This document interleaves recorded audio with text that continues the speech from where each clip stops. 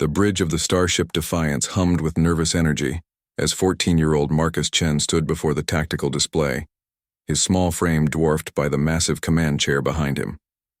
The holographic projection showed enemy ships, approaching from 3 vectors, their crimson dots moving like predators closing in for the kill. Around him, seasoned officers twice his age waited for orders from a boy who should have been studying algebra instead of commanding humanity's last hope.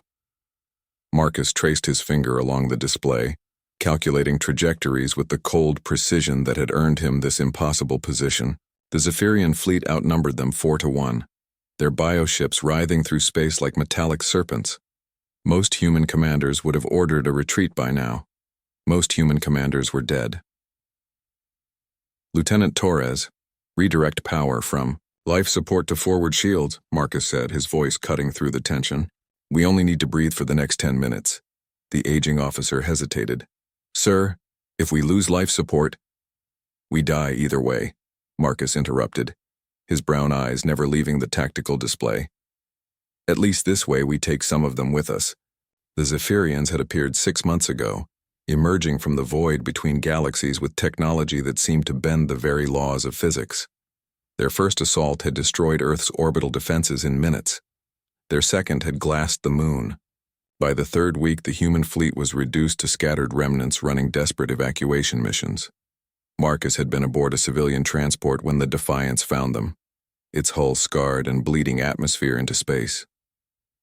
The ship's Captain Commander Sarah Voss had been Marcus's mother's academy roommate. She'd recognized the boy immediately, seen something in his tactical assessments during the rescue that reminded her of his legendary mother. Admiral Chen had died holding the line at Proxima Centauri, buying time for the evacuation fleets. Her final transmission had been a tactical analysis so brilliant it had saved 30,000 lives. Her son had the same gift, the same ability to see patterns in chaos that others missed. Enemy ships entering weapons range, reported the sensor officer, her voice tight with fear.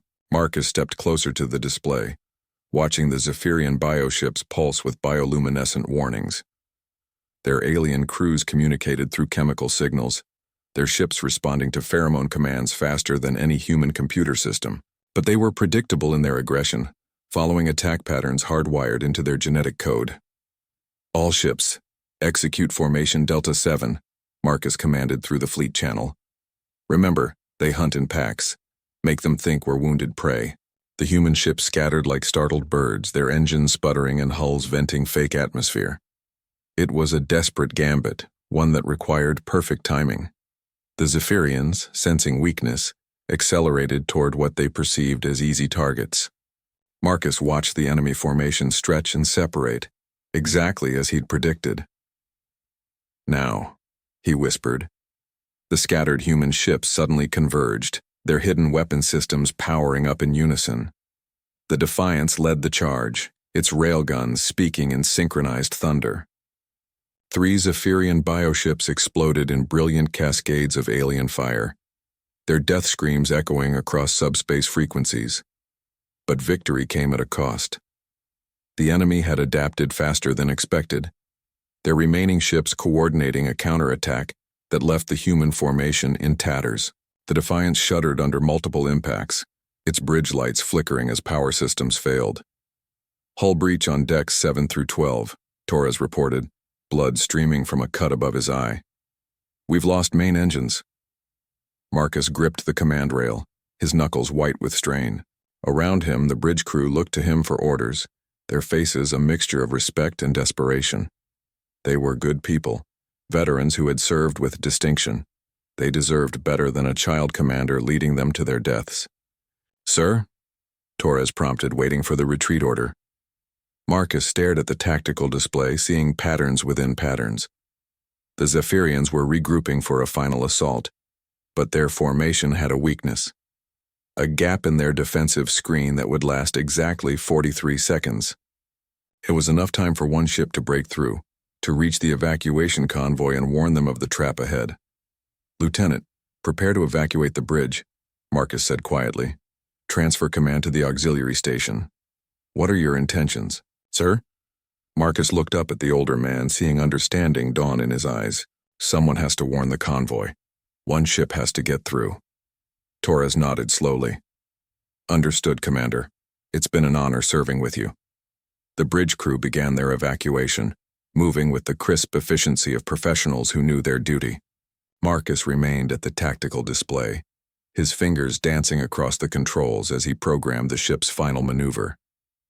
The Defiance would ram the Zephyrian flagship, clearing a path for the other ships to escape.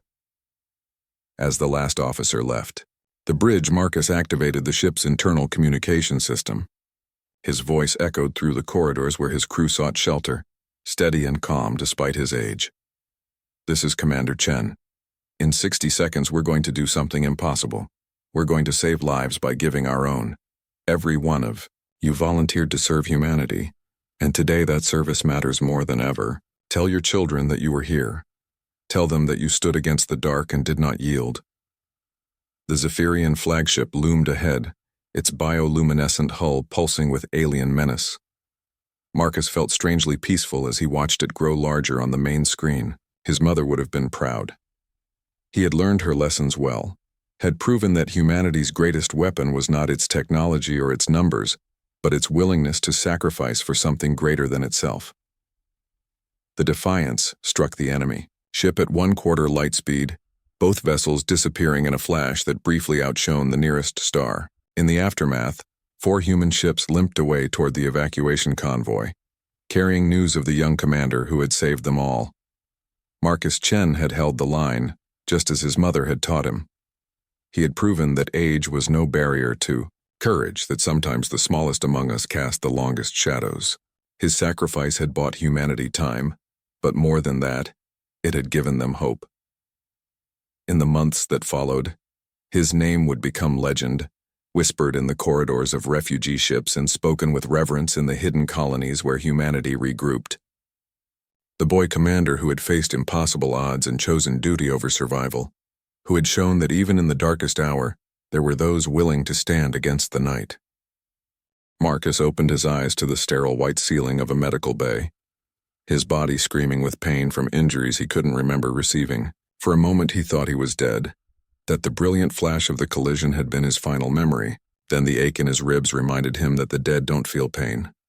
"Easy there, young commander," said a voice to his left. A middle-aged woman in a medical uniform was checking his vital signs, her expression a mixture of professional concern and barely contained amazement. "You've been unconscious for 3 days."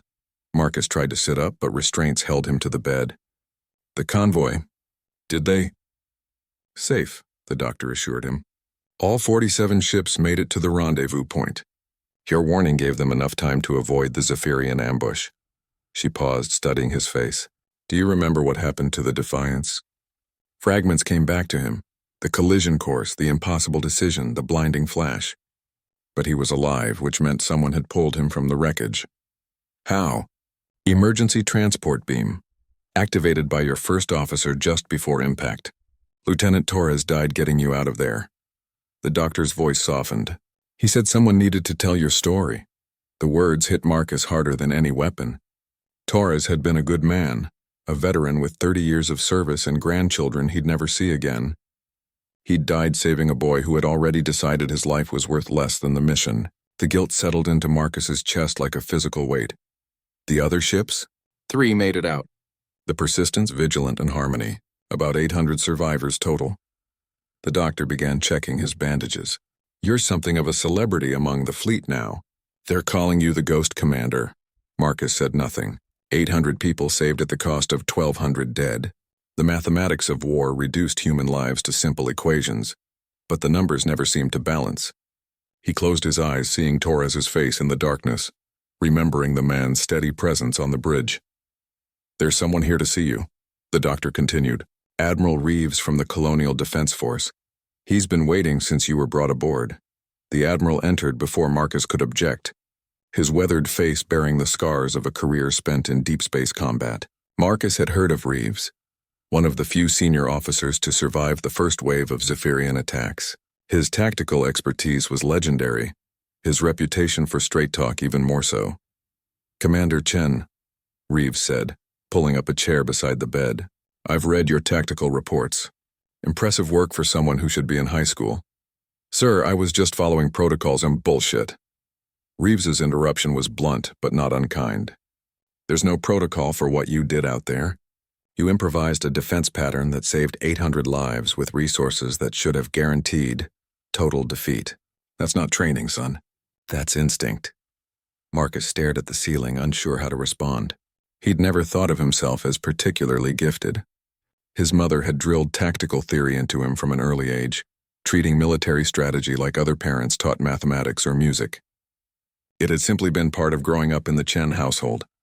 I have a proposition for you, Reeves continued. The Zephyrians have pushed us back to the outer colonies, but they haven't broken us. We're organizing a resistance movement, hit-and-run tactics designed to slow their advance while we develop new weapons. I could use someone with your skills. I'm 14. Age is just a number, Commander. What matters is ability, and you've proven yours under fire. Reeves leaned forward. But I won't lie to you. This isn't a game. The missions I have in mind are dangerous with low survival rates. You'd be leading volunteers, people who know they might not come home. Marcus thought about Torres, about the crew of the Defiance, about his mother dying at Proxima Centauri. The war had already taken everything from him. His childhood, his innocence, his belief that adults could fix the world's problems. All that remained was duty, and the skills his mother had taught him. What kind of missions? Reeves smiled grimly. Reconnaissance, mainly. The Zephyrians are terraforming captured worlds, turning them into breeding grounds for their bioships. We need intelligence on their operations. Weak points we can exploit. It means going deep into enemy territory with minimal support. How minimal? You'd have a small crew, volunteers mostly. A few ships at most, designed for stealth rather than combat. Your job would be to observe and report, avoiding engagement whenever possible. Reeves paused. Of course, the Zephyrians don't always give us that choice. Marcus nodded slowly. It was exactly the kind of mission his mother would have accepted without hesitation. Dangerous, necessary, and with almost no chance of recognition or glory. The unglamorous work that kept civilizations alive. I'll need to choose my own team. Already anticipated. I've compiled a list of volunteers, people who served with distinction during the retreat. They're all willing to follow your lead. Reeves handed him a data pad. Take your time reviewing their files. We don't launch for another week. As the Admiral left, Marcus scrolled through the personnel files, recognizing many names from the battle reports. These were good people, experienced officers who had earned their ranks through competence and courage. The fact that they were willing to serve under a 14-year-old spoke to either their desperation or their faith in his abilities. He wasn't sure which option was more terrifying. The ship's intercom crackled to life, announcing the evening meal. Through his small porthole, Marcus could see other refugee vessels maintaining formation, their hulls scarred by battle damage and hasty repairs. Somewhere among those ships were families who had lost everything, children who would grow up knowing only war and exile. His mother had always said that command was about making impossible choices with insufficient information. The Zephyrians had taken humanity's worlds, but they hadn't broken the human spirit. That resilience, that refusal to surrender even in the face of overwhelming odds, was humanity's greatest strength. It was also its greatest burden, passed from one generation to the next like a sacred trust. Marcus set aside the data pad and closed his eyes, trying to imagine a future where children could be children again, where the stars held promise instead of terror. It seemed impossibly distant, but it was worth fighting for. His mother had believed that, had died believing it. Now it was his turn to carry that faith forward, one mission at a time. Tomorrow he would begin assembling his team, preparing for another journey into the unknown. Tonight, he would mourn the crew of the Defiance and try to find the strength to lead others into harm's way. At 14, he had already learned the hardest lesson of command. That victory always came at a price, and someone always had to pay it. The reconnaissance ship Shadow Walker drifted silently through the asteroid field, its hull painted in sensor-absorbing black that made it nearly invisible against the cosmic void. Marcus stood in the cramped command center, watching the main screen display the twisted landscape of what had once been the agricultural world of Harvest Prime. Where golden wheat fields had stretched to the horizon, pulsating biostructures now covered the surface like a cancerous growth. Thermal scans confirm it, reported Chief Warrant Officer Elena Vasquez from the sensor station. They're using the planet as a nursery. Those structures are incubating something big. Marcus nodded, studying the alien architecture that seemed to breathe with organic life. The Zephyrians had been busy during the 3 months since the battle at Wolf 359. 7 human colonies had fallen, their populations either killed or transformed into something that barely registered as human anymore. The intelligence gathered by reconnaissance missions like this one was all that kept the remaining free worlds from suffering the same fate. "How many ships in orbit?" Marcus asked. 12 biocruisers, 6 nursery ships, answered Lieutenant Commander James Pike from the tactical station. Pike was a veteran of the Mars Defense Fleet, his cybernetic arm a reminder of his last encounter with Zephyrian biotechnology. "They're following standard terraforming protocol, but something's different." Marcus moved to Pike's station, studying the formation patterns. The older officer was right. The Zephyrian ships were maintaining a defensive posture that suggested they were protecting something valuable. Standard terraforming operations used minimal escort forces, relying on the planet's isolation for security. "Take us closer," Marcus ordered, "but keep us in the asteroid shadow." The Shadow Walker crept forward, its skeleton crew of 12 working with the silent efficiency that came from 6 successful reconnaissance missions together. They were an odd bunch. Volunteers from destroyed ships, veterans with nowhere else to go, and a few specialists who had been recruited for their unique skills. They'd learned to trust Marcus's judgment, even when his decisions seemed to defy conventional wisdom. Dr. Sarah Kim looked up from her xenobiology console, her expression troubled. "Commander, I'm reading unusual biosignatures from the planet's surface. The genetic patterns don't match standard Zephyrian terraforming organisms." "Show me," Marcus said, moving to her station. The holographic display showed a complex molecular structure that seemed to shift and writhe even in static form. Marcus had seen enough Zephyrian biotechnology to recognize their typical construction patterns. But this was something new. The genetic marker suggested a hybrid organism, part Zephyrian and part something else. Could they be experimenting with human DNA? Pike asked, his cybernetic fingers drumming nervously against his console. "Worse than that," Dr. Kim replied. "These readings suggest they've found a way to accelerate their evolutionary process. Whatever they're growing down there is more advanced than anything we've encountered before." Marcus felt the familiar chill that came with discovering a new Zephyrian capability. The aliens had already demonstrated superiority in biotechnology, space travel, and adaptive tactics. If they had developed a way to rapidly evolve their organisms, humanity's chances of survival dropped from slim to non-existent. "We need samples," Marcus decided. "Elena, plot a course to the planet's night side." "We're going down."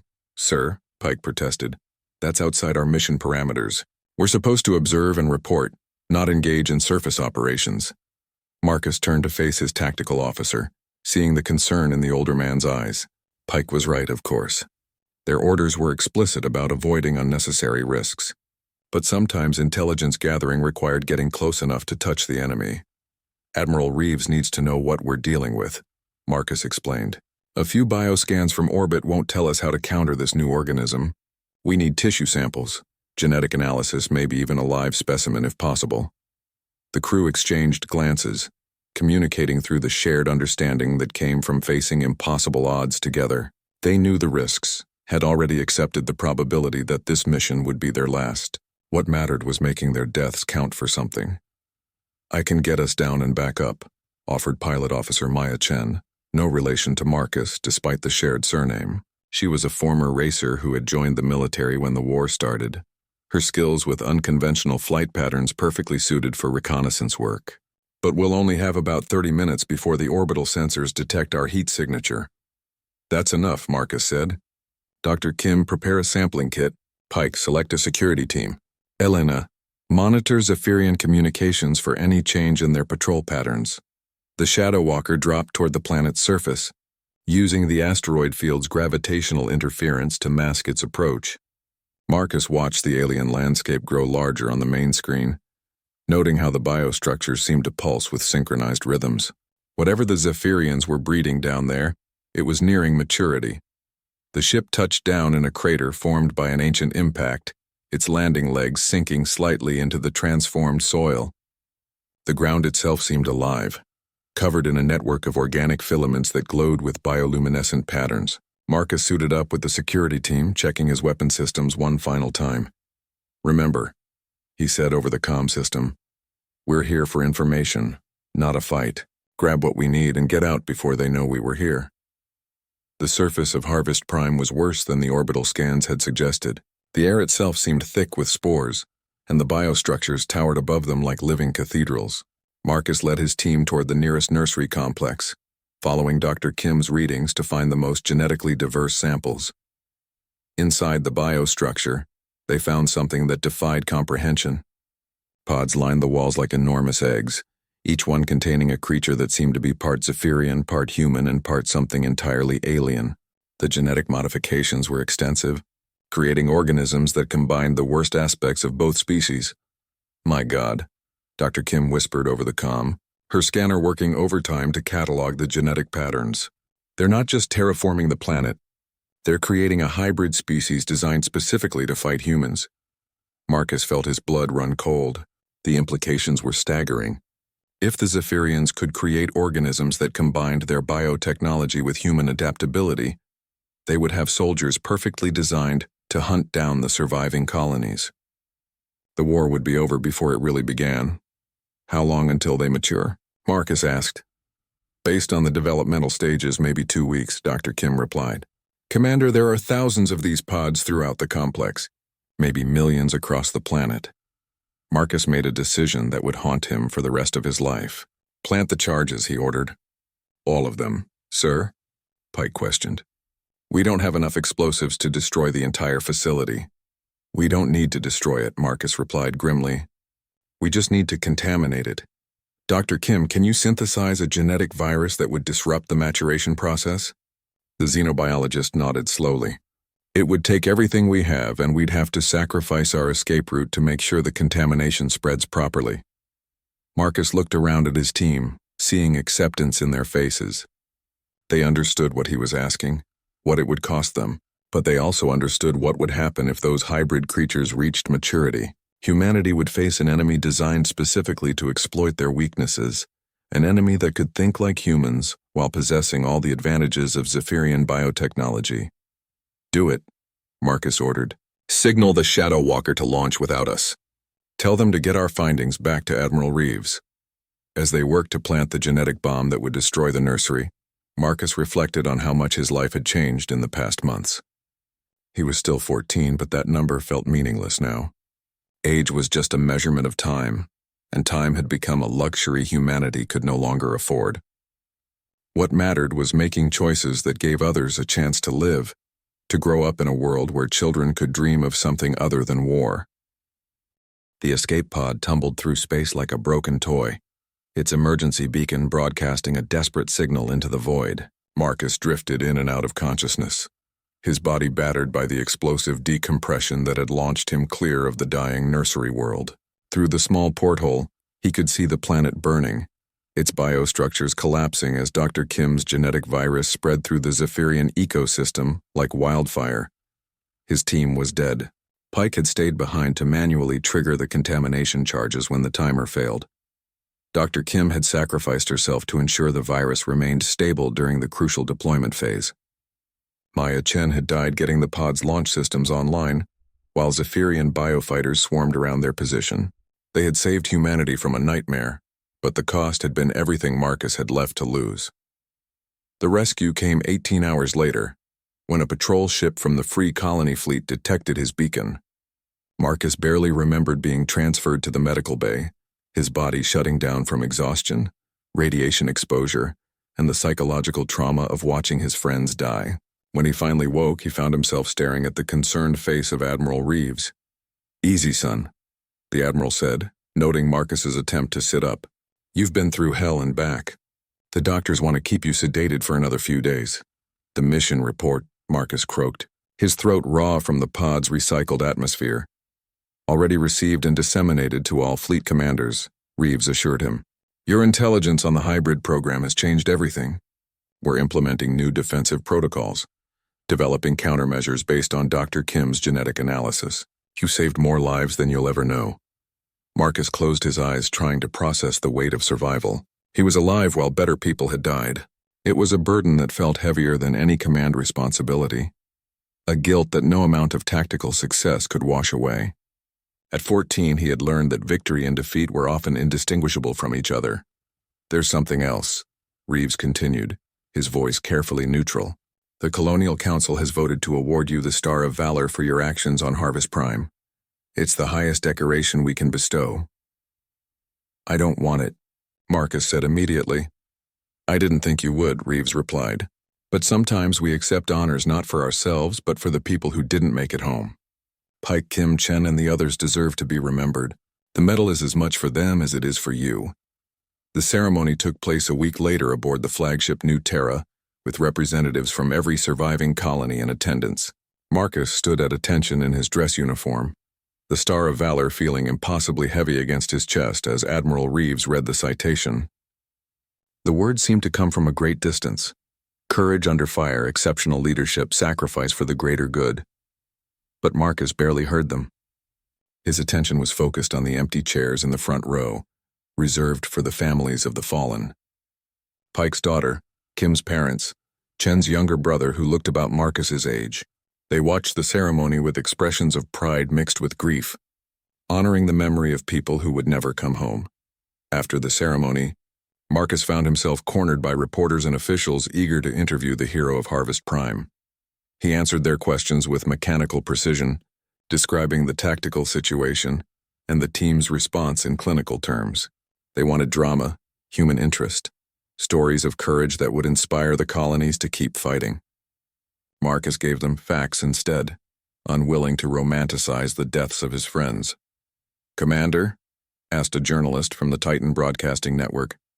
"What's next for you? Will you be taking command of another reconnaissance mission?" Marcus looked out at the assembled crowd, seeing the hope in their faces. They needed heroes, symbols of resistance to rally around. They needed to believe that humanity could still win this war, that their sacrifices meant something. He was supposed to be that symbol, the boy genius who had outsmarted the aliens and saved the day. "I'm taking leave," Marcus said simply. "There are other officers better qualified to lead reconnaissance missions." The crowd murmured in surprise, and Marcus saw disappointment flash across several faces. Admiral Reeves stepped forward, his expression understanding but firm. "Commander Chen has earned the right to rest," the Admiral announced. "His service record speaks for itself. When he's ready to return to duty, the fleet will be honored to have him back." But Marcus wasn't sure he would be coming back. That night, alone in his quarters aboard the civilian transport homeward bound, he stared out at the stars and wondered what kind of future he was supposed to build. The war would continue with or without him, other young officers stepping up to fill the roles that needed filling. Perhaps it was time to let someone else carry the burden of command. The transport was carrying refugees to the agricultural world of New Eden, one of the few colonies far enough from Zephyrian space to be considered safe. Families with children, elderly couples who had lost their homes, wounded veterans starting over. They looked at Marcus with a mixture of awe and curiosity, unsure how to interact with someone his age who wore a commander's insignia and the Star of Valor. Marcus spent most of the journey in the observation deck, watching the stars wheel past as the ship made its way through jump after jump. Sometimes other passengers would approach him, usually parents with children who wanted to meet the famous boy commander. He was always polite, answering their questions and listening to their stories of loss and hope. It was during one of these conversations that Marcus met Dr. Helen Nakamura, a civilian psychologist who had volunteered to help refugee families adjust to their new lives. She was in her 50s with silver-streaked hair and eyes that had seen too much suffering, but still held compassion. "You carry yourself like someone much older," she observed during one of their talks. "That kind of responsibility leaves marks." "I had good teachers," Marcus replied, thinking of his mother, of Torres, of the crew he'd lost on Harvest Prime. "Good teachers are important," Dr. Nakamura agreed, "but so is knowing when to be a student again. You've given everything to the war effort. What do you want to give to yourself?" It was a question Marcus hadn't considered in months. His wants had been subsumed into duty, his personal desires secondary to the needs of humanity's survival.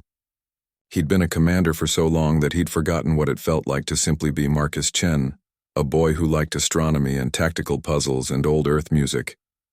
"I don't know," he admitted. "I'm not sure I remember how to want things for myself anymore." Dr. Nakamura smiled sadly. "That's the first step toward healing. admitting that the war has taken something from you that needs to be reclaimed. The galaxy will always need soldiers, Marcus, but right now it needs something more. It needs people who remember what we're fighting for. As New Eden appeared on the view screen, Marcus made a decision that surprised him with its simplicity. He would stay on the colony, at least for a while. He would help the refugees settle in, use his organizational skills for something other than combat operations. He would try to remember what peace felt like, what it meant to build rather than destroy. The Star of Valor would always be part of his story, a reminder of the price paid for humanity's survival. But it didn't have to define his future. At 14, Marcus Chen had learned that heroism was often about knowing when to fight and when to step away, when to lead and when to follow. The war would continue, but for now, he would focus on helping others find their place in the new world they were all trying to build together. 6 months on New Eden had given Marcus something he hadn't experienced since childhood: routine. Every morning, he helped coordinate supply distributions for the refugee camps. Every afternoon, he worked with the colony's defense committee to plan evacuation routes and early warning systems. Every evening, he taught tactical theory to local militia volunteers, sharing knowledge that might keep them alive if the Zephyrians ever reached this far into human space. It was simple work, unglamorous and far removed from the grand strategies of fleet command. Marcus found it surprisingly satisfying. Here his decisions affected individual families rather than entire battle groups. The success of a supply convoy meant children would eat tonight. The efficiency of a communications network meant separated families could find each other. The impact was immediate, personal, and positive in ways that military victories never seemed to be. Dr. Nakamura had been right about healing. Marcus could feel himself changing, rediscovering aspects of his personality that had been buried under months of command pressure. He'd started reading again, not tactical manuals but fiction from Earth's golden age. He'd joined a local astronomy club, teaching younger children about stellar navigation while learning to appreciate the beauty of stars, rather than just their strategic value. But peace, Marcus was discovering, could be as fragile as it was precious. The alert came during a routine morning briefing, transmitted through the colony's quantum communication array, with the highest priority encryption.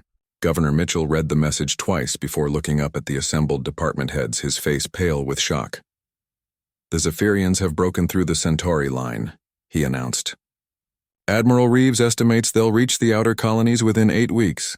The room erupted in controlled panic as department heads began discussing evacuation protocols and resource allocation. Marcus sat quietly, his mind automatically calculating logistical requirements and defensive options.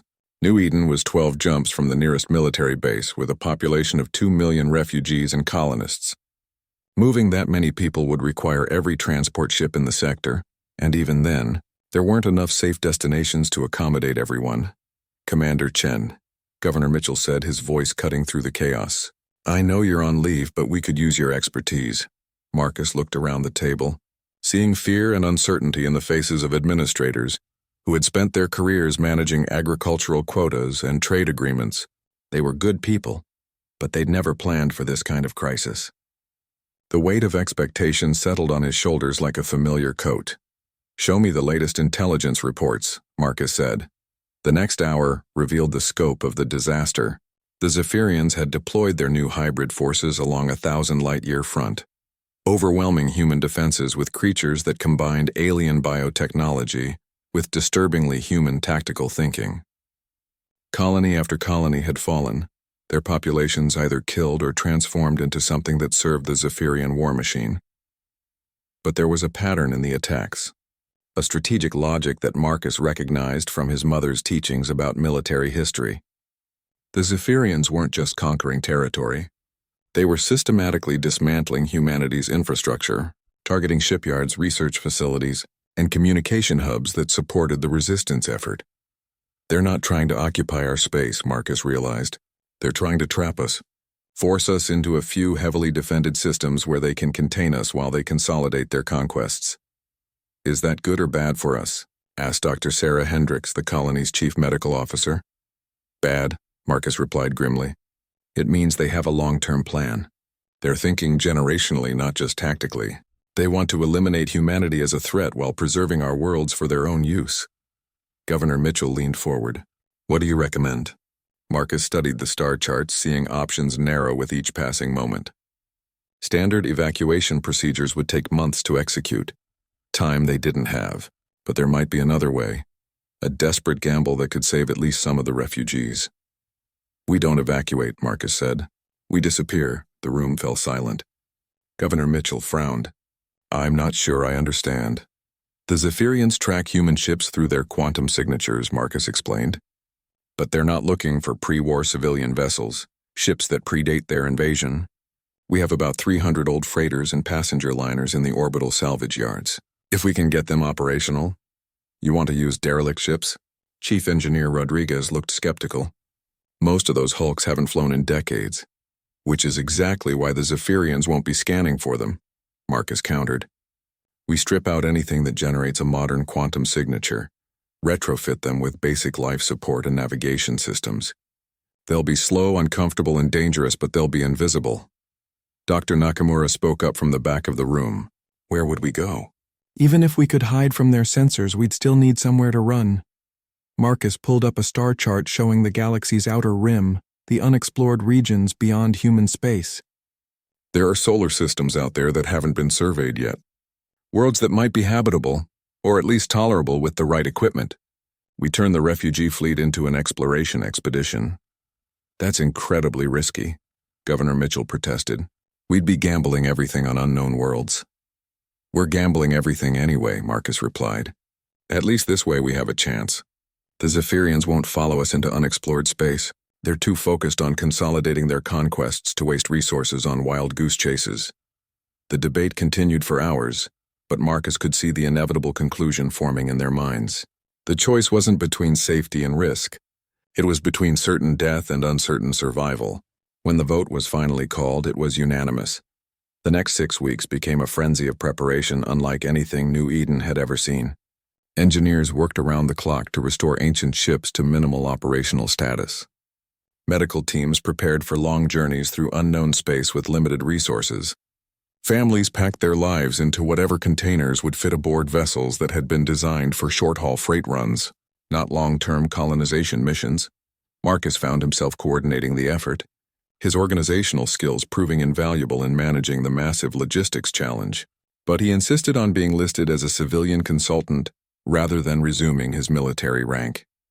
This wasn't a military operation. It was a migration, a chance for humanity to start over somewhere new. 3 days before the Zephyrian fleet was scheduled to arrive, the first ships launched from New Eden's orbital stations. They were an odd collection: converted cargo haulers, refurbished passenger liners, even a few luxury yachts that had been modified to carry families instead of wealthy tourists. Each ship followed a different route toward the galactic rim, their courses carefully randomized to prevent the Zephyrians from tracking any centralized destination. Marcus watched the launches from the observation deck of the Wanderer, one of the last ships to leave the system. Below them, New Eden turned slowly in space, its cities still glowing with the lights of a civilization that had chosen exile over extinction. By the time the Zephyrians arrived, they would find empty buildings and abandoned infrastructure, but no trace of where 2 million humans had gone. Second thoughts? Dr. Nakamura asked, joining him at the viewport. Marcus shook his head. We made the right choice. Whatever happens out there, it's better than waiting for the enemy to decide our fate. The Wanderer jumped to hyperspace just as the first Zephyrian scout ships appeared on the edge of the system. Marcus felt the familiar sensation of translation between dimensions, but this time it carried a different meaning. They weren't running toward safety or away from danger. They were running toward possibility, toward the chance to build something new in the unknown regions beyond the war. At 15, Marcus Chen had learned that sometimes the greatest act of courage wasn't standing and fighting. Sometimes it was choosing to walk away from everything you'd known, to bet your life on the possibility that somewhere in the vast darkness of space, there might be light worth finding. The stars ahead were uncharted, but they belonged to humanity now, waiting to be discovered by refugees who had refused to surrender their hope. The star was unlike anything in the astronomical databases, burning with a peculiar blue-white radiance that cast strange shadows across the Wanderer's hull. After 8 months of jumping through unexplored space, The refugee fleet had finally found something worth investigating. A solar system with 3 potentially habitable worlds and no signs of Zephyrian presence. Marcus stood in the ship's converted cargo bay, now serving as a community meeting space for the 200 families aboard the Wanderer. Around him, representatives from the other ships in their small convoy participated via holographic link, their images flickering with the distortion common to jury-rigged communication systems. They were tired, stressed, and growing desperate as their supplies dwindled, but they were still alive and still free. The second planet shows the best atmospheric readings, reported Chief Survey Officer Lin Zhao from the Pathfinder. Oxygen levels at 18%, nitrogen at 76. Gravity is 0.9 Earth normal. There are continental land masses and what appear to be freshwater oceans. Any signs of indigenous life? Asked Captain Maria Santos from the New Horizon. Her ship carried mostly families with young children, and the responsibility for their safety had aged her visibly during the long journey. Vegetation, yes. Animal life, probably. But no signs of intelligent civilization, Zhao replied. The electromagnetic spectrum is clean except for natural sources. If anyone lives down there, they haven't developed radio technology. Marcus studied the preliminary scans on his tablet, noting the promising mineral deposits and diverse biomes. The planet looked almost too good to be true, which immediately made him suspicious. His experience with the war had taught him that anything that seemed perfect usually hid dangerous complications. What about the other worlds in the system? Marcus asked. The first planet is too close to the star, surface temperature around 300 Celsius. Zhao continued. The third planet is marginal, cold, but potentially habitable with the right infrastructure. There's also an asteroid belt with significant mineral wealth, and at least 4 gas giants with extraction potential. Dr. Nakamura leaned forward in her seat. Marcus, you look troubled. What concerns you about the second planet? Marcus hesitated, trying to articulate an instinct that had kept him alive through impossible odds. It's too convenient. We've been running for months, supplies running low, people getting desperate. Then we find a perfect world just waiting for us. In my experience, the universe doesn't offer gifts without strings attached. What kind of strings? Asked Engineer Rodriguez, who had been instrumental in keeping their aging ships operational during the long journey.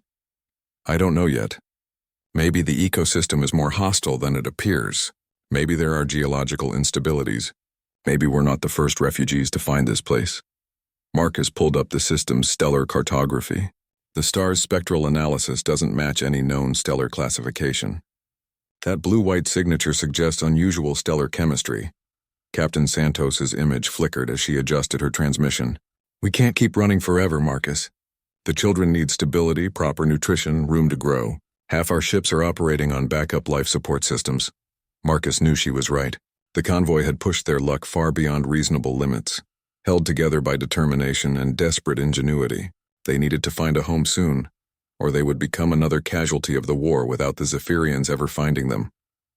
I recommend a cautious approach, Marcus said finally. Send down automated probes first, followed by a small survey team. If the planet checks out, we can begin preliminary colonization while maintaining the ability to evacuate quickly if necessary. The debate continued for another hour, but the outcome was inevitable. They were too desperate for alternatives, too exhausted to continue the search for perfect safety. The convoy voted to proceed with colonization efforts, with Marcus reluctantly agreeing to lead the initial survey mission. 3 days later, Marcus found himself strapping into the pilot's seat of a modified shuttle, accompanied by a team of specialists from across the convoy. Dr. Nakamura had insisted on joining the mission, arguing that any new world would require psychological evaluation of its effects on human settlers. Chief Engineer Rodriguez had demanded a seat to assess the planet's industrial potential. Dr. Emily Foster, a xenobiologist who had escaped the fall of the research station at Kepler 442, would analyze the local ecosystem for potential threats or opportunities. The shuttle Pioneer descended through the planet's atmosphere like a falling star, its heat shields glowing cherry red as they encountered the first wisps of alien air. Marcus watched the atmospheric readings carefully, noting the unusual distribution of trace gases that didn't quite match the orbital scans. There were compounds in the air that shouldn't exist in a natural ecosystem, suggesting either exotic geological processes or the presence of life forms unlike anything in Earth's biosphere. Atmospheric entry complete, Marcus announced as they broke through the cloud layer, beginning surface survey of landing zone Alpha. Below them spread a landscape that looked like something from humanity's idealized past. Rolling grasslands dotted with forests of towering trees that seemed to shimmer with an inner light. Rivers meandered through fertile valleys, and in the distance, mountain ranges rose toward a sky that burned with that same strange blue radiance they had observed from orbit. "It's beautiful," Dr. Nakamura breathed, staring out the viewport. "Too beautiful," Marcus muttered, banking the shuttle toward their designated landing site near a freshwater river. "Keep your guard up, everyone. Paradise usually has snakes." The landing was smooth, their shuttle touching down on a meadow covered in grass that seemed to glow with bioluminescent properties. The moment they powered down the engines, the silence was absolute, broken only by the distant sound of wind through alien trees. It was peaceful in a way that felt almost supernatural after months of listening to the constant hum of failing life support systems. "Atmospheric readings are stable," reported Dr. Foster, checking her instruments. "Oxygen levels actually higher than predicted, around 22%. The air is perfectly breathable." Marcus opened the shuttle's external sensors, scanning for immediate threats. The readings were almost aggressively normal. No dangerous radiation, no toxic chemicals, no predator signatures within sensor range. If anything, the environment seemed designed to welcome human colonization. "Suiting up for external survey," Marcus announced, pulling on his environmental gear. The suit was a precaution more than a necessity, given the atmospheric readings. But his military training emphasized the importance of maintaining safety protocols even in seemingly safe situations. The team stepped out onto the surface of their potential new home, breathing recycled air while alien grass crunched beneath their boots. The landscape stretched endlessly in all directions, marked by the occasional cluster of trees that seemed to pulse with gentle phosphorescence. It was quiet, peaceful, and utterly empty of any signs of intelligent life. "Soil samples are incredible," Dr. Foster announced, kneeling beside a portable analysis station. "Rich in nutrients, perfect pH balance for earth crops. It's like someone terraformed this place specifically for human agriculture." Marcus knelt beside one of the glowing trees, studying its bark through his helmet's magnification system. The bioluminescence seemed to follow patterns, almost like a slow pulse or heartbeat. When he placed his gloved hand against the trunk, the glow intensified slightly, as if responding to his presence. "Dr. Foster," Marcus called. "Take a look at this." The xenobiologist joined him, her scanner working overtime to analyze the tree's unusual properties. "Fascinating," she murmured. "The bioluminescence is generated by symbiotic organisms in the bark, but the pattern suggests some kind of communication network. These trees might be sharing information across vast distances." "Information about what?" Dr. Nakamura asked. Marcus stood slowly, a chill running down his spine despite the suit's climate control. "About us." The revelation came 3 weeks into the colonization effort, when Dr. Foster's analysis of the planetary ecosystem reached an impossible conclusion. Marcus sat in the hastily constructed command center, surrounded by reports that painted a picture of a world that shouldn't exist according to any known laws of biology or physics. "The entire planet is one organism," Dr. Foster explained, her voice filled with scientific wonder and growing concern. "Every tree, every blade of grass, every microorganism in the soil. It's all connected through a quantum biological network that we're only beginning to understand." Around the table, the colony's leadership struggled to process the implications. Governor Mitchell, who had been elected to lead the refugee government, looked as if he were aging years with each passing day. Chief Engineer Rodriguez was busy calculating the energy requirements for a potential evacuation, while Dr. Nakamura studied psychological profiles of colonists who had been exhibiting unusual behavioral patterns. "Is it hostile?" asked Captain Santos, representing the families who had already begun building permanent settlements near the river. "That's the question, isn't it?" Marcus replied, studying the holographic display that showed the planet's bio-network in real time. The patterns were beautiful and terrifying, a web of consciousness that spanned continents and touched every living thing on the world's surface. "It's been observing us, learning from us. The question is what it plans to do with that information." The signs had been subtle at first. Colonists reporting unusually vivid dreams filled with images of strange landscapes and alien thoughts. Children claiming they could hear the trees whispering in languages they didn't recognize. crops growing faster than Earth biology should have allowed, as if the soil itself was eager to provide for human needs. Some of the colonists don't want to leave, Dr. Nakamura reported. They claim they feel more at peace here than they have since the war started. The psychological integration with the planetary consciousness appears to be voluntary, but once it begins, people seem reluctant to break the connection. Marcus thought about his own experiences on the world's surface. He had felt it too, the sense of belonging that seemed to emanate from the very ground beneath his feet. It was seductive in its completeness, offering a kind of peace that came from surrendering individual will to a larger purpose. But it wasn't human, and Marcus wasn't sure humanity could survive that kind of integration and remain recognizably human. "We need to make a decision," Governor Mitchell said. "The other ships in the convoy are asking for guidance. Do we stay and risk whatever this planet has planned for us? Or do we move on with no guarantee we'll find another habitable world?" The debate that followed would have seemed impossible to Marcus a year ago, when his choices were limited to tactical options in a losing war. Now he was helping decide the future of human civilization, weighing the needs of refugees against the unknown intentions of a planetary consciousness that could reshape their species in ways they couldn't predict. "What does it want from us?" Marcus asked Dr. Foster. "There has to be a purpose behind its behavior. Organisms don't act without evolutionary motivation. Near as I can tell, it's lonely," the xenobiologist replied. "The quantum resonance patterns suggest it's been alone for a very long time, possibly millions of years. Humans might be the first intelligent species it's encountered, and it wants to understand us, maybe even join with us." Join how? That's the terrifying part. I think it wants to add human consciousness to its network, to experience intelligence through our perspective, while sharing its own collective awareness with us. Dr. Foster pulled up a new display showing brain scans of affected colonists. The neural changes are profound but not necessarily harmful.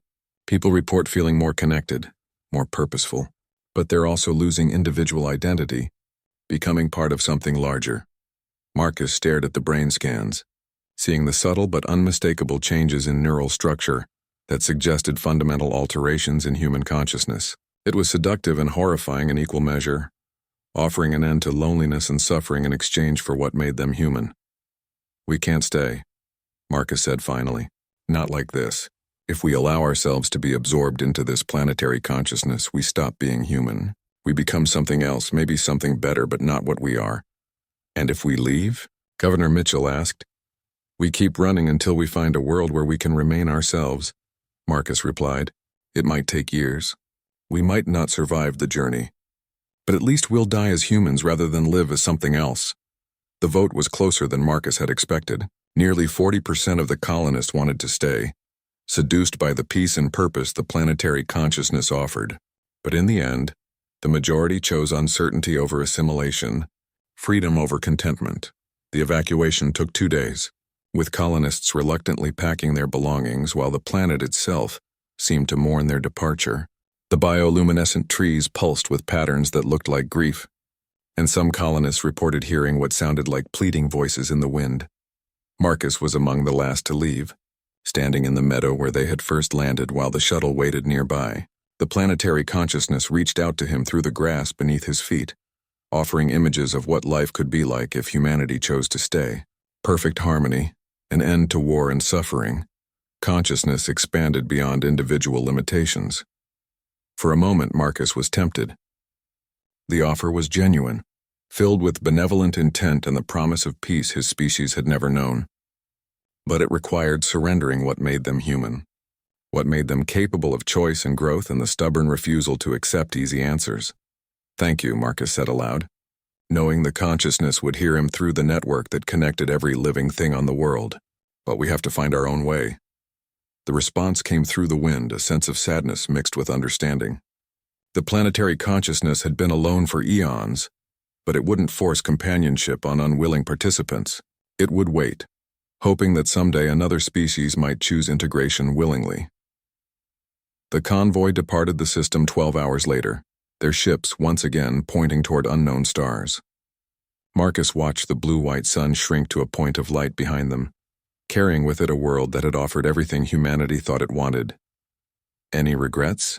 Dr. Nakamura asked, joining him in the observation lounge. Marcus considered the question carefully. No, he said finally. We made the right choice. Whatever we find out there, whatever we become, it will be our choice. That's what makes us human. 6 months later, the convoy found what they were looking for, a harsh but habitable world with no consciousness beyond basic plant and animal life. It would require hard work to build a civilization there, years of struggle to transform barren continents into something resembling home. But it would be theirs, shaped by human will and determination rather than alien benevolence. Marcus was 16 when they broke ground on the first permanent settlement, no longer the boy commander who had saved a fleet or the young strategist who had led refugees to safety. He was simply one of many colonists working to build a future worthy of the sacrifices that had brought them here. The war with the Zephyrians continued in distant space, but here on this new world, children could grow up knowing that humanity had found its place among the stars, not through conquest or surrender, but through the simple refusal to accept that survival required abandoning what made them human. At night, Marcus would sometimes look up at the alien constellations and wonder about the blue-white star they had left behind, about the consciousness that waited there for companions who might never come. It had taught him something important about choice and identity, about the difference between peace and surrender. Humanity would find its own way to the stars, one world at a time, one choice at a time. And someday, when they were strong enough and wise enough, they might even return to that beautiful world and find a way to offer friendship without surrendering themselves. But that was a choice for the future, for people who would inherit the freedom that refugees had carried across the void. The stars belonged to humanity now, not through conquest but through the courage to keep searching for a place where they could remain themselves while becoming something better.